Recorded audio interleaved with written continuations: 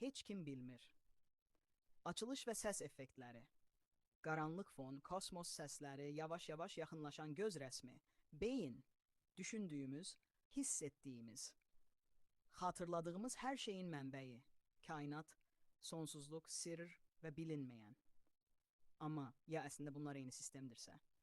Beyin haqqında. Beynin 86 milyard neyronu var. Hər biri bir-biri ilə minlərlə əlaqə qurur.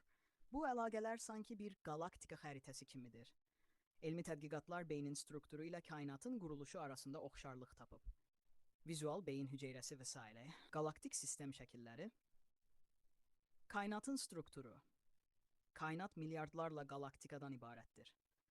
Galaktikalar bir-biri ilə görünməz enerji sahələri ilə bağlıdır. Tıpkı neyronlar kimi. Bəs bu sadəcə təsadüfdür, yoxsa dərin əlaqə var? Mistika və nəzəriyyələr. Bəzi alimlər və mistiklər inanır ki, kainat bir canlıdır. Biz isə onun beyninin bir parçasıyıq. Bəlkə də biz düşünəndə kainat da düşünür. Vizual, insan düşüncəsi və ulduz partlaması arasındakı keçidlər. 42 Hz tezliyi beynə təsir.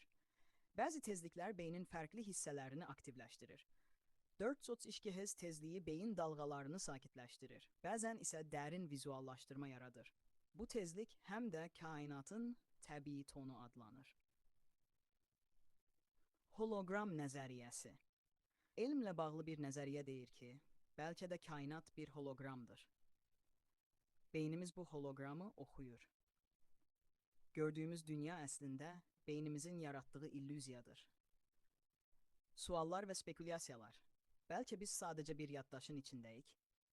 Bəlkə kainat bizi düşünür. Ya da biz kainatın özüdür. Yekun və çağırış. Fon musiqisi get-gedə susur. Bu sualların cavabını heç kim bilmir. Amma sən indi bir addım daha yaxındasan. Abunə ol, çünki bu hələ başlanğıcdır.